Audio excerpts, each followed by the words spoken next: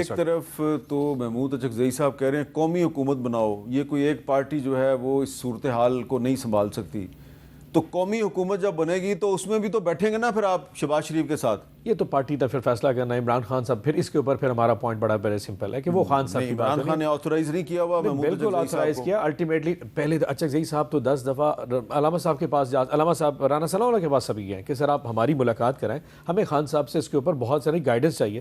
دیکھیں ملک جس ایشو میں پھنسا ہوا ہے وہ کسی ایک سوچ سے اس بحران سے نہیں نکلنے لگا.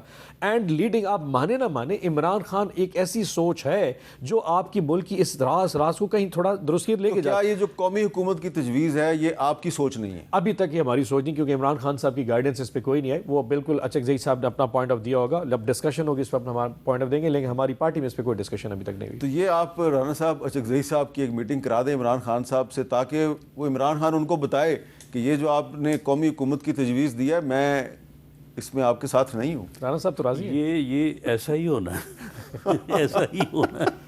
اور میں نے کل بھی اچکزئی صاحب کو کہا تھا، میں نے کہا کہ آپ اس قسم کی تجاویز ڈسکس نہ کریں، آپ فارغ ہو جائیں گے. تو آپ جو ہے نا آپ جو ہے وہ صبح آئیں، تشریف لائیں وہاں پہ، اور اگر آپ چاہیں گے تو دونوں اپوزیشن لیڈر جو ہے وہ پرائم منسٹر صاحب سے اس میٹنگ میں بھی جو بات آپ کرنی چاہیں. دیکھیں نا آج جب پارلیمانی لیڈرز نے بات کی ہے تو انہوں نے ان دونوں ایشوز کے اوپر بھی بات کی ہے. جس طرح سے بپی صاحب کہہ رہے ہیں کہ جی فلاں چیز انہوں نے کویشچنز بھی کیے ہیں، ان کے آنسر بھی ہوئے ہیں، اور جو سپیچ ڈار صاحب نے وہاں پہ کی تھی سینٹ میں، اس سے بہت زیادہ وہاں پہ چیزیں جو ہیں وہ ڈسکس ہوئی ہیں، جو کہ ان کیمرہ ہوئی ہیں تو اس لیے ان کے اوپر بات نہیں کی جا سکتی. تو وہاں پہ انہوں نے ان دو ایشوز کے علاوہ اور بھی باتیں کی ہیں. پولیٹیکل حوالے سے بھی جب پولیٹیشنز پولیٹیکل پارٹیز بیٹھتے ہیں تو پولیٹکس بھی ڈسکس ہوتی ہے، اور بھی باتیں ہوئی ہیں. تو اگر یہ دونوں رہنما جو ہے یہ اپوزیشن کے تشریف لے آتے، یہ ان دونوں ایشوز کے اوپر بھی بات کرتے، اور اس کے علاوہ بھی اگر کوئی بات کرنی چاہتے، یا میں نے تو ان کو کہا تھا، میں نے کہا کہ اگر آپ علیحدہ بھی پرائم منسٹر صاحب سے بیٹھنا چاہیں گے تو اس کا بھی جو ہے وہ ہم ارینج کر دیں گے. لیکن آپ یہ ضد جو ہے نا کہ جی ہم نے نہ سیاستدانوں سے ملنا ہے، نہ سیاسی جماعتوں سے ملنا ہے، نہ پولیٹیکل ڈائلاگ کرنا ہے، ہر بات سے انکار کرنا ہے، اور دوسری طرف آپ بات کرنے کو بھی تیار ہیں، ڈیل کرنے کو بھی تیار ہیں، ملنے کو بھی تیار ہیں، سارا کچھ کرنے کو تیار ہیں. یہ رویہ جو ہے یہ کسی بھی پولیٹیشین کو یا پولیٹیکل پارٹی کو کچھ نہیں دے سکتا. جی سائیں آپ کیا فرماتے ہیں آپ؟ نہیں ایسا کوئی ایشو نہیں. رانا صاحب تھوڑا سا سٹانس کو پھر ڈیفرنٹ لیں گے. میں نے کہا کہ اگر آج شہباز شریف صاحب پارلیمان میں آ جائیں، اپوزیشن لیڈر علامہ صاحب اور اچکزئی صاحب دونوں ان کے ساتھ بات کرنے کو تیار ہو جائیں گے، لیکن پارلیمان میں. لیکن پی ایم ہاؤس ایک ایسی چیز ہے جو کنٹروورشل ہے. آپ مانے نہ مانے ہماری ایک پوزیشن ہے، وہ الیکشنز کے مینڈیٹ کے حوالے سے، اس الیکشن میں ان کی اپنی ایک لیجیٹیمیسی کے حوالے سے ہم اپنی اس پوزیشن سے کیسے بیکورڈ لے کے جا سکتے ہیں. دوسرا آپ یہ دیکھیے کہ پارلیمان میں ہمارے ساتھ بھی آپ کو پتہ ہے کہ علامہ صاحب کی اسپیچ کو بھی اس دفعہ مائلڈ کیا گیا، میوٹ کیا گیا. بیرسٹر گوہر کی اسپیچ کو بھی میوٹ کیا گیا. اچکزئی کی جو تقریر ہے اس وقت جو نیشنل اسمبلی میں اس کو لائیو نہیں دکھایا گیا. سو ہمارے ساتھ بھی وہ پارلیمنٹری رویہ گورنمنٹ نہیں رکھ رہی، جو یہ اتنا کو بڑا ایشو نظر نہیں آ رہا. اور خان صاحب کے ایشوز کنسرنز اپنی جگہ پہ موجود ہیں، لیکن ایک لیجیٹیمیسی جو ان کی ہے، جو ہمارا ایک چیلنج ہے، وہ اپنی جگہ موجود ہے.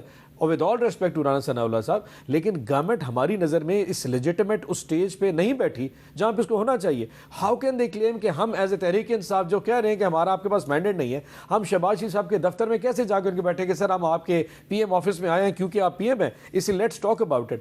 کمزوری کی بنیاد پہ آپ ایکولی عزت کی بنیاد پہ ہیں، جہاں پہ میں سینیٹر ہوں اور رانا صاحب سینیٹر. چلیں بپی صاحب اس بات کا جواب دیتے ہیں. یہ کہتے ہیں کہ جی لیجیٹیمیسی کا ایشو ہے، یہ کہتے ہیں کہ جی ہم کیونکہ تسلیم نہیں کرتے، وہ ڈی فیکٹو اور ڈی جورو کی ہے نا بات. لیکن جب ان کی گورنمنٹ تھی، یہ وزیر اعظم تھے، ہم بھی ان کو لیجیٹیمیٹ نہیں مانتے تھے. ہم بھی کہتے تھے کہ آپ انلیجیٹیمیٹ ہیں، آپ نے آر ٹی ایس بٹھایا ہے، آپ نے اس طرح سے جو ہے وہ گورنمنٹ حاصل کی ہے. اس کے باوجود ہم اس وقت بھی آپ کے ساتھ بیٹھنے کو تیار تھے، ہم اس وقت بھی ڈائلاگ کرنے کو تیار تھے. پلوامہ کا جب واقعہ ہوا تھا تو ہم جا کے وہاں آپ کے انتظار میں بیٹھے رہے تھے، آپ اس وقت بھی نہیں آئے، آپ نے اس وقت بھی بات کرنے سے انکار کیا. اس کی کیا وجہ تھی؟ اچھا جی بتائیں جی. ایک بڑی سمپل سی ہے. شاید اس وقت یہ بھی تھا کہ ان لوگوں کی اپنے دیکھیں یہ سیاسی لوگ ہیں, اس میں کوئی دوسری رنگ نہیں ہے. کہیں نہ کہیں اسٹیبلشمنٹ کے حوالے سے ان کی جو پوزیشن تھی وہ تھوڑا سا ہمیں بھی مبہم نظر آ رہی تھی کہ یہ کیوں آتے ہیں اور کیسا آتے ہیں. میں پھر وہ کہتا ہوں ہمارے کنسرنز اپنے ہیں. وفی صاحب کو پتہ نہیں ہے ساری بات کا. اس وقت اسٹیبلشمنٹ بھی ان کو کہتی تھی کہ آؤ. تو پھر خواجہ آصف صاحب کو جنرل باجوہ صاحب نے کیوں اپنے حکومت بلا کے کہا تھا ہماری حکومت کے 6 مہینے بعد تم آ جاؤ, میں پنجاب میں بزدار کی حکومت کرتا ہوں, تیار ہوں. سو 6 مہینے بعد اسٹیبلشمنٹ کا ہمارے ساتھ رویہ چینج ہو چکا. مجھے نہیں پتا صاحب نے صرف خواجہ آصف کو نہیں کہا, بہت سے لوگوں کا. تو اس کا مطلب اسٹیبلشمنٹ ہمارے ساتھ نہیں تھی. پہلے ان کو بھی کہا ہوگا. اگست میں وہی اسٹیبلشمنٹ اگر بقول ان کی ہمیں حکومت میں لائی اور وہی حکومت 8 مہینے بعد ہمارے خلاف ان کے ساتھ انٹریگ کر رہی تھی, تو پھر اب ایسی چیزوں میں ہم کیسے دیکھیں یہ فیکٹ جو ہے یہ اپنا امیر صاحب آپ کے ذہن میں ہوگا کہ جس دن پلوامہ کا واقعہ ہوا اس وقت انہوں نے پارلیمنٹ کو بریفنگ نہیں دی. انہوں نے کہا کہ جی صرف پولیٹیکل پارٹیز کے پارلیمانی لیڈرز اور ساتھ ایک دو اپنے امپورٹنٹ لوگ لے کے آ جائیں. 5 لوگ تھے سر. چلے 5 لوگ کے گیا.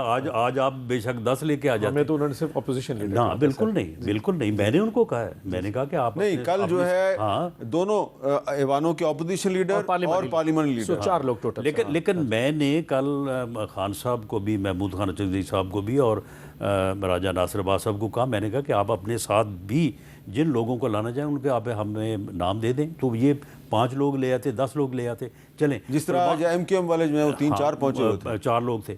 تو پلوامہ کا جب واقعہ ہوا تو انہوں نے کہا کہ جی آپ 5 لوگ جو ہیں وہ آ جائیں.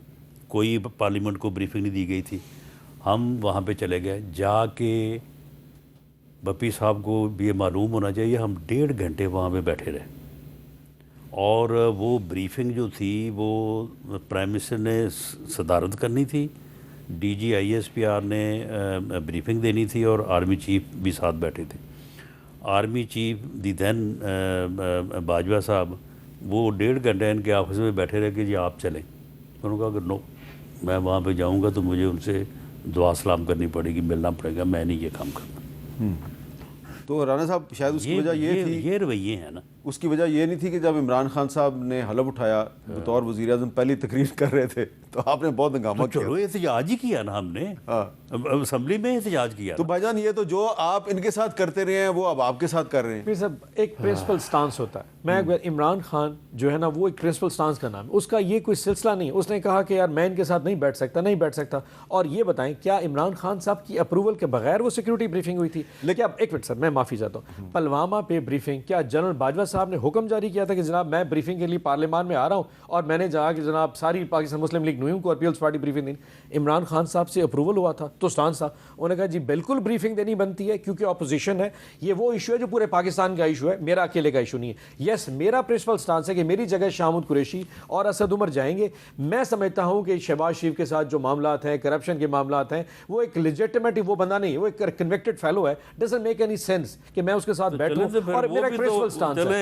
لیکن اگر فار ایگزامپل وہ بھی تو کنوکٹڈ فیلو ہے نا, القادر کیس میں اور یقیناً سر وہ اسٹیل کیس میں بہت بڑا فرق ہے جو کرپشن کے چارجر سر بے نامی اکاؤنٹس 2+2=4 بے نامی اکاؤنٹس میں یہ جو کرپشن ہے نا وہ اپنا وہ 90 ملین پاؤنڈ والے کیس کی سر, ایک خدا کی قسم اس میں تو کوئی بندہ انکار ہی نہیں کرتا. سر ایک سنت پہ مبنی ایک یونیورسٹی بنانا اور ایک بے نامی اکاؤنٹس میں اربوں روپے کے پیسے رکھنے میں بڑا فرق ہے. جو 240 کنال یہ بنی گالا میں وہ فرا گوگی کے نام ہے, وہ کس لیے ہے؟ سر بس وہاں پہ کون سی پھر اپیل سر اسلام آباد ہائی کورٹ میں ایک دن یہ لگا دے, جسٹس ڈوگر صاحب کو منت کر لیتے سر آپ اپیل لگا لیں, مہینے میں فیصلہ ہو جائے گا, ہمیں فیصلہ قبول ہے. 9 مہینے سے اپیل بھی تو یہ آپ کو فیصلہ قبول ہوگا سر, آپ جو لگا دیں, ہم سپریم کورٹ جائیں گے, ہمیں کوئی دیکھیں کوئی انصاف تو دکھائے نا. اگر اسلام آباد ہائی کورٹ 1 سال سے اپیل نہیں لگا رہی تو کہیں نہ کہیں تو کچھ کالا ہے نا. اگر ہم اتنے ہی برے ہیں تو ہائی کورٹ بھی تو آپ کی مرضی کے ہینڈ پک ججز آئے پڑے, انہیں کیا فیصلہ دے. اسی اصول پہ کام کر رہی ہے جو عمران خان صاحب کہا کرتے تھے کہ بھئی دیکھیں جیل میں سب کے ساتھ ایک جیسا سلوک ہونا چاہیے. یہ کیا ہے جناب, یہ وہاں پہ بھی جو ہے وہ مختلف قیدیوں میں فرق ہے. اور اپیل جو ہے وہ اپنی ٹرن پہ جو ہے وہ سنی جائے, ایک جیسا کیسے آؤٹ آف ٹرن نہیں. ایک بندے کو ملنے کے لیے 100 لوگ آتے تھے, جیلر کہتا تھا کہ اندر بیٹھنے کی جگہ نہیں ہے اور دوسرے کو بہنوں کے لیے ملا گیا. یہ کوئی ایک جیسا رویہ تو نہیں ہے. پہلے اگر ایک کی آنکھ کا ایشو ہو تو شفا انٹرنیشنل یا دوسرے کا پلیٹلیٹ کا ایشو تو لندن جانا, یہ کمپیریزن. جتنا علاج ان کا بہتر ہوا ہے نا, اگر وہ خود بھی باہر ہوتے اور کرواتے تو شاید تو رانا صاحب اتنا بہنوں کو بہتر بھیج نہ کے ہوتا۔ دکھا جو دیتے لوگ آج آپ ایشو کی ریزالو ہو جاتا۔ ڈسکشن سن رہے ہیں ان میں سے بہت سے لوگ یہ سوچ رہے ہوں گے کہ یہ گورنمنٹ اور اپوزیشن کو جو انٹرنیشنل سچویشن ہے، جو عالمی حالات ہیں، اس کی سنگینی کا کوئی احساس نہیں ہے۔